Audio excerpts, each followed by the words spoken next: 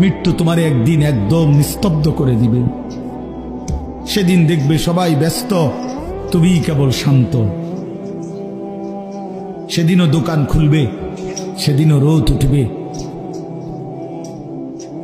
সেদিনও বৃষ্টি ঝরবে, সেদিনও হাজারো মানুষের ব্যস্ততা থাকবে, শুধু তুমি বন্ধু থাকবা না,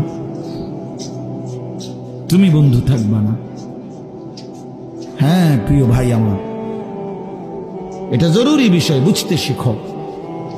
নিজের ভালো, নিজের কল্যাণ, এটা বহুতই জরুরি বাপ, বহুতই জরুরি।